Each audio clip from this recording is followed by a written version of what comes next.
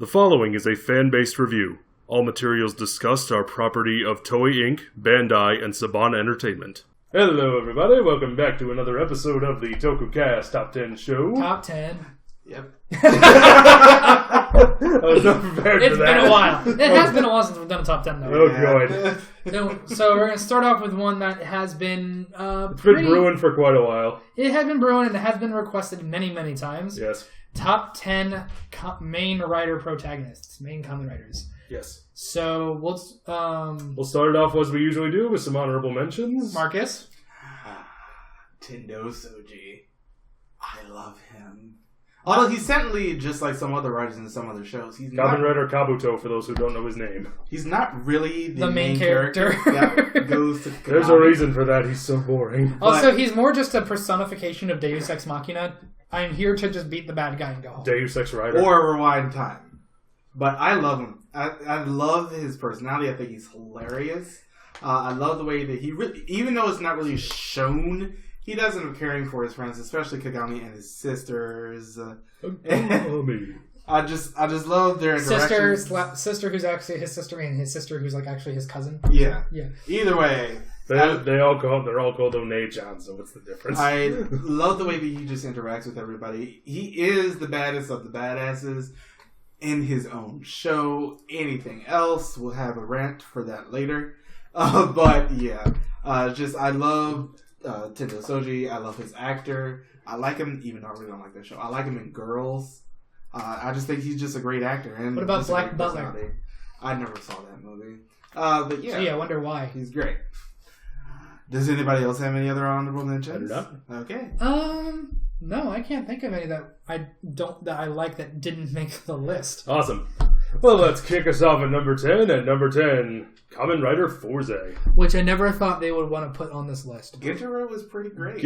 No, I'm not saying I disagree. I'm just saying there are some things that we don't like about the show.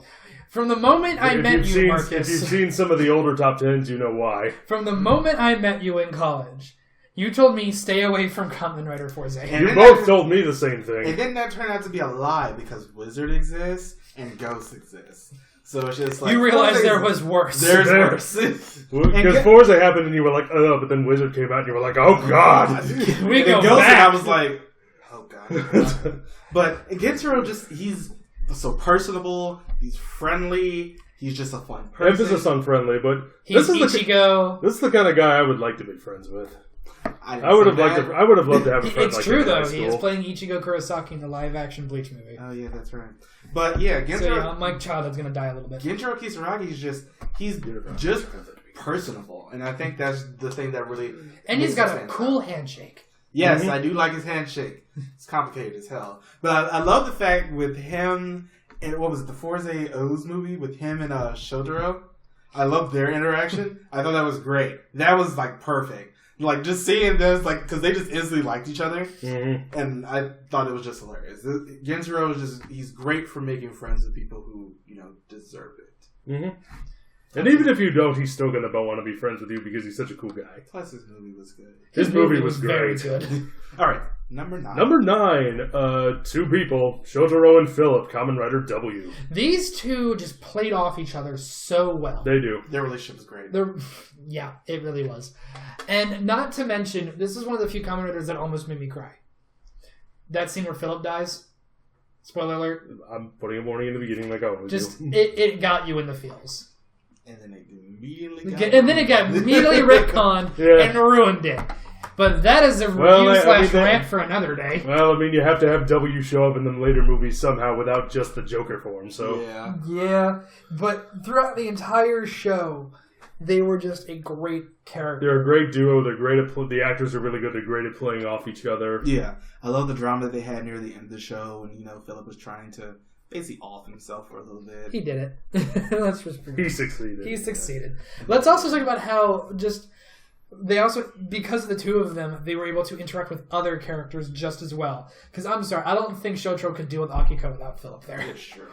Because I still think I feel like Akiko would be found in like a dumpster somewhere. My favorite moment in that entire series was when they go into Fang for the first time. And she's like, I know what to do, and goes behind Philip, and Shotaro falls over, and all of a sudden you just hear, Akiko!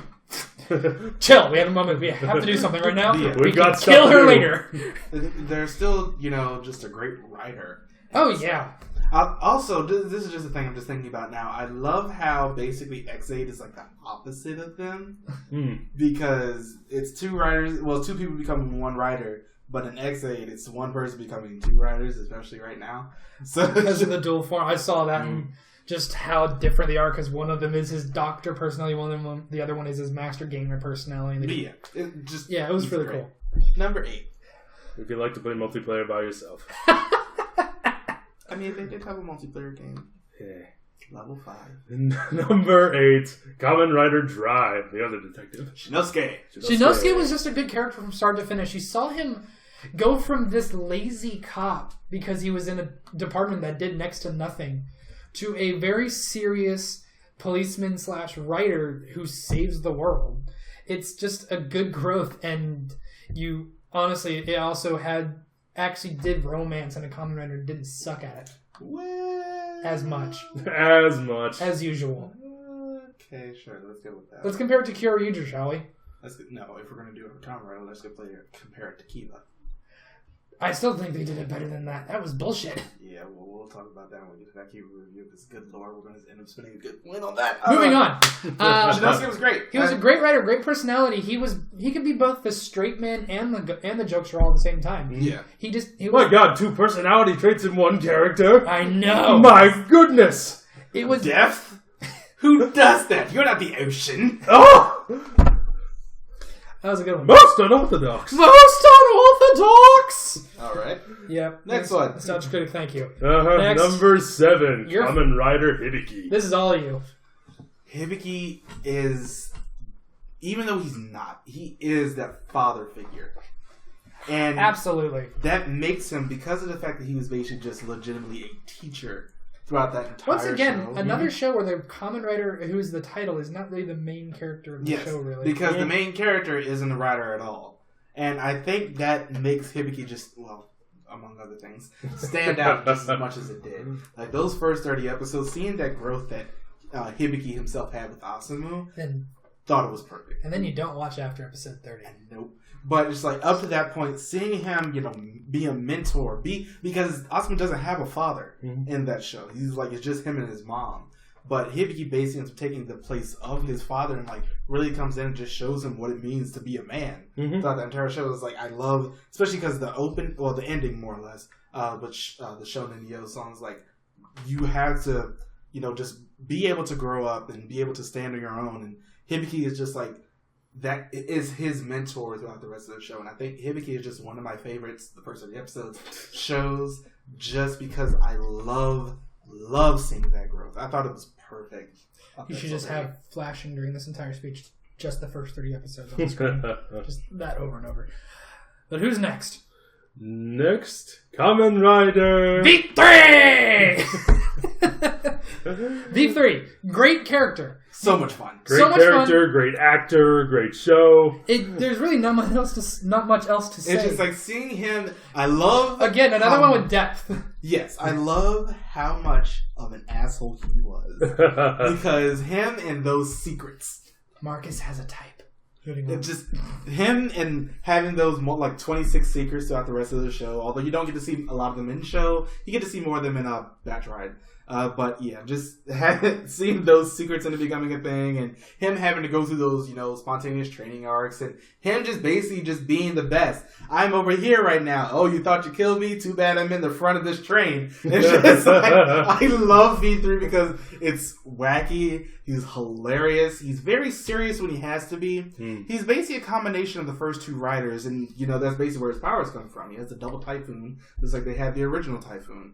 But he's so much fun to watch. I love that show. But Marcus, what was his pose again? Why is it 2? V. Oh, okay. Fair enough. V for victory. Sorry, I was just V3 and emphasis on the 3, so I'm like, but it's 2. Count it. Go watch V3. Like, we don't end up recommending a lot of the shows from the 70s, like, at all. Because both of them are good. One of those shows that you really need to go watch just because it's enjoyable. That is one of the shows that I was really pleasantly surprised at. Because we reviewed that right after... Third. We reviewed that at the Sun Vulcan. Yeah, after Sun Vulcan and Battle Fever, and good God, I needed it. I like Battle Fever. It's better than Sun Vulcan. A lot of things are better than Sun Vulcan. But nothing beats talking. This water is more tasty than Sun Vulcan. Sure. But yeah, V3 is just a great show. He's a great protagonist. And definitely just go watch it. I definitely do recommend it. Excellent show. Number 5, Eiji Hino, Kamen Rider O's. O's is just one of those Kamen Riders, and you're going to hear this phrase a lot for the next 5 of them. For the rest of the video. Yeah, they're just so relatable. You can kind of put yourself in their situation in terms of, he's the everyman. I'm thinking of who we have next, and I'm just like, relatable. But yeah, in comparison to the other 5, the bottom 5. Oh yeah, he is a very relatable. He's a really likable character. He's selfless. He's always willing to help, no matter what it costs. No matter what, as long as he's got his underwear for tomorrow's underwear. Yeah, I think that's a good philosophy to live by. This is just more of something I had a problem with the show. It's the fact that he's not as consistent as I would have wanted him to be, because they sort of do throw out his backstory partway through. Yeah, it could be worse. Could be Wizards. Oh yeah. Wizard had a backstory. Could be Ghost. Yeah, he wanted to play soccer. Yeah, remember that? That one episode? Jesus. Please, I look forward to that review every day. Oh, we all do. But Kamen Rider O's, he's a great guy. In one of my top 3 or top 5 Kamen Riders of all time. My favorite show. In terms of my favorite Kamen Rider show. Fun to watch, and every character is memorable. I think so. Yeah. Every character is memorable.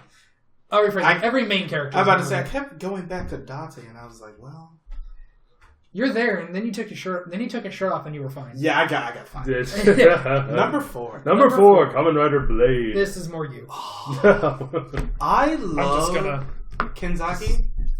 I thought this is one of those shows where you like Mega Ranger, which we're going to review next week. You had to get past the first couple of episodes 10. to really, for this one, counting now? It's explicitly 10 though, but it's after the first 10 episodes, this show goes just into great territory. My only problem with that is that's 20% of the series. Yeah, it's not helping. But Kenzaki himself, he's sort of like the second epitome of selflessness.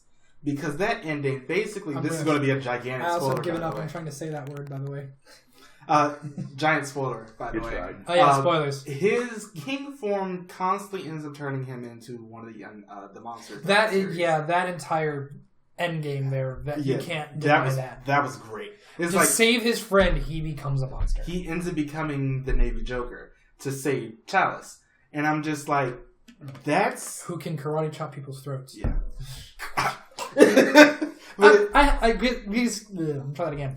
Because I haven't really seen all of Blade, I have to ask, what's the club writer's name? The club suit? Liangle. Yeah. Is he just bitch slapped for that entire series? Because that's every episode I watched you watch in college is pretty much what happened to him. Yeah.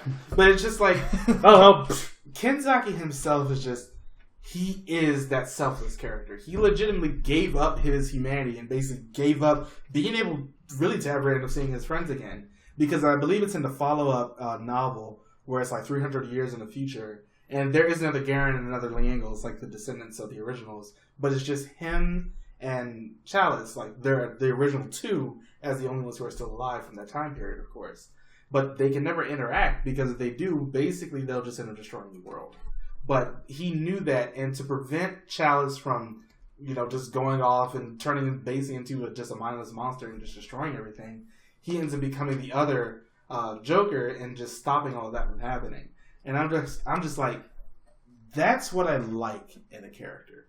Just seeing that level of selflessness, you don't end up getting that often. To martyr themselves? Yeah, it's just when do you really ever... We haven't really gotten that sense. Well, I mean, we guess we sort of have with Gaim, but it's just that martyrdom. Martyr self, become a god. Not really the same level. I mean, in this case, it sort of ended up being... Also, you get to bring a friend with him. You have to bring a hot lady with him. But yeah, she's fine. Blade is a great series. I love it, and I can't wait till we get to review it. The only thing I don't like about Blade is just I did not like the look of it. It was hard to look at for me. But we will get that to when we eventually review. Number 3. Speaking of which... Well, that's a look we all really liked. That's Kamen Rider Gaim. Gaim is my favorite Kamen Rider, period. Because good characters... All main character. We're talking about the main rider. Right? Yeah, I know. I'm just saying in terms of the show because you bring because not only are all the characters good, the main character is great. Another very relatable character that you can kind of put yourself in his shoes. What would you do if given in his situation? He had to grow up so quickly. Yes, he's one of the few characters who really had an arc. Who had an arc? Who was forced to grow up to deal with his situation, and he fucking did it. Because let's look at the people who didn't. Hase. Where did that get a chance? Huh? Didn't get a chance? The acorn guy. Yuya didn't really grow up that much, but he tried. Yuya is the monster. The acorn guy, Guridon, is the one who Oren basically just ended up taking under his tutelage. Yeah. Mm-hmm. Oren, he was already grown up, but he stopped being the threat. He just started being the guy, I'm going to relieve the tension. He's great character. God, we love Plus him in the Zack movie. Yeah. Oh, yeah. That's right. Just never give up. Never give up. But Gaim is just everything you wanted in a shonen character. Yeah. And it works. Kota really is that quintessential shonen lead. Especially when he has to fight somebody he considers a friend as the final villain. Mm-hmm. Or maybe not somebody he respects. It's just everything It's a friendly rivalry. Yeah, and we all get that from fruit. Yes. Let's just take a moment to just appreciate we got all that from fruit. We got all that from fruit and breakdancing. Still a great show, though. Breakdancing was in that show, I forgot. Yeah, was 14 it's episodes. the breakdancing. One of the things I liked about it, it's kind of like the most peaceful gang war ever. you just have people that get together and like dance with each other. This is our turf. And occasionally throw monsters at each other. But Kota himself is still a great character. Yeah. Kota is an amazing character. From where he started to the guy who had that serious look and then popped the log seed to go to the guy Still a great scene. who becomes or the part where his eyebrows get out of control. or to become a space god to save his friends. Yeah. And I love how he admits he's a space god in the Kind movie. Yeah. So who's number 2? Number 2, Kamen Rider Black. You can't. Did you point at yourself? Yes, I did. God damn it. There's really not much to say except that we haven't already said. The fact that he had to literally kill his brother twice. And make friends with the bike just to watch the bike kill itself. Almost twice. Sacrifice itself for him. It's just like him as a character, watching his journey. Also, this is not including Black RX, which can go die in a fire. Yeah, that's a show. But last that show is a piece of work. 19 episodes of Black, because the first part is it's literally just a Monster of the Week show. Yeah. But the last 19 episodes of Black were great. Seeing with him having to deal with Shadow Moon, exactly who Shadow Moon was. That first scene where Shadow Moon is walking over the bridge looking at him, I'm sitting here like... And him just looking on his face just like, I know exactly who you are. Or that nightmare sequence with the... Oh my god, that scared the hell out of me. Like when Shadow Moon just comes out of nowhere, just grabs him by the neck. Where Shadow Moon is Jason Voorhees. Yes. Scared the hell out of me. But Kotaro Minami, it's just like, well, Minami. Him having to deal with so much, but still coming out of it, just, he legitimately had to die and come back as just like a strong entity, knowing what exactly he had to do. It's just like a lot of the things from Gaim they brought from Black and from Kuuga. And it's just like that really ends up showing just watching Black after Gaim. Don't forget Ryuki. Yeah. But it's like watching Black after Gaim, you see where a lot of the influences. Yeah. Yeah. And Black was just a great show. It was. Definitely one of our. Another one of those. Another one of those show writers that it's a rarity that we recommend. Yes, Black. Go Please. watch it. Just go watch. Don't watch Black RX. Go watch Black. Don't ever watch Black RX. Do not ever watch Black RX. Unless you got a bottle of vodka. Watch our review of Black RX and save yourself some suffering. There was vodka there. There was vodka in the review. However, I thought we were going to die. Number 1. But we made it. And here is number 1, Kamen Rider Kuuga. He is the epitome of the everyman. He's legitimately, that's his job. That is his job title, everyman. What do you need me to do? I'll do it. And another one of the selflessness. Seeing him having a lot like Black, having to deal with the fact that his powers, he knew, especially after the first time he did that kick in Rising Mighty, Where or Amazing Mighty, where he accidentally destroyed 3 city blocks because he didn't know the extent of his power. Right. But it's just like seeing him having to deal with the fact that his powers are growing so much more exponentially, a lot higher than he expected them to. It's just like, I have to deal with this destructive power that I do have. They wrote Yusuke is a very responsible character. Yes, he is extremely responsible. He's extremely relatable. Having everything that has to deal with the rest of that show, and that ending. Having to fight Inzaka Ladeva, it's just like, wow. That whole scene when he is speaking to the detective, like before he goes there, he's like, if like the detective speaking to him, it's like, if you end up going up there, you don't know if you're going to make it back. He's like, I know, but if I don't, no one's going to make it back. And I'm just like, going back kind of like what you were saying earlier, this is where O's came from. This is O's, the everyman writer who is absolutely selfless, but this is O's where he has no one else to help bear this burden. Yeah, he doesn't have a secondary writer. There's no secondary writer. There's no flying arm to help him. Yeah. There's no pretty lady sidekick who's super strong, who can lift a fucking bus. God, that was. It's funny. Just him by himself. Sorry, my favorite part of that show is that they. We're talking about Kuuga. We're talking about Kuuga. I'm just saying that they never explained in this show. It's just like no, they don't. Seeing him just having to grow and fight, especially against these monsters, like we're back to shonen, like legitimate monsters. Like these people kill people in like some of the most gruesome ways. Mm-hmm. Like between the first 3 shows of the Heisei era, it's just like people got stuffed in the trees, people got torn into ribbons, people got eaten. A lot of people got eaten. A lot of people got eaten, and like especially in Ryuki. But in this show, it's like in Kuuga, the monsters were doing this legitimately for a game, and having him, especially remember that whole episode with the kids, episode 36, 37, I think, when he just straight up gutted that guy. We're getting so close to Kuuga, and I'm so fucking excited. Like, you don't even know. I can't wait to see Joe again. I'm so excited. Like, although I know his actor is basically the Johnny Depp of Japan. Well, Joe is the actor. Yes. Joe Odagiri. Yes. What's it? Yusuke Godai. Yes. But, like, even though he doesn't really like his show that much, he understands how important it was. And seeing Yusuke just, having to fight that entire show and just how hard the struggle was, I related to him on a much more personal level than I thought I was going to. He's my favorite writer and favorite season overall, just because of it did not feel like an actual Toku like X8 does. It felt something much more grounded into reality and the supernatural situation that the people had to deal with, and that he has to deal with, one-on-one. There's nobody helping him but the detective, but they can only do but so much. And I just love the fact that Kuuga he's basically like that perfect writer for me. He's selfless, he's strong sense of morality and character, but he's just great. I love Kuuga. It's my favorite writer show. It's a little slow, but yeah, it is a bit slow, but damn, is it good. And that is our top 10 Kamen Rider protagonists, main writers. We will do secondary writers soon. That's going to be a lot harder and then extra writers later. Extra writers eventually. But as always, let us know what top 10s you want us to do. We're trying to get them as fast as we can, and as well as do the other shows that we want to do. But this has been the Tokucast Top 10 show. Thanks for joining us. Like and subscribe. We'll see you guys next time. Bye, everybody. Bye.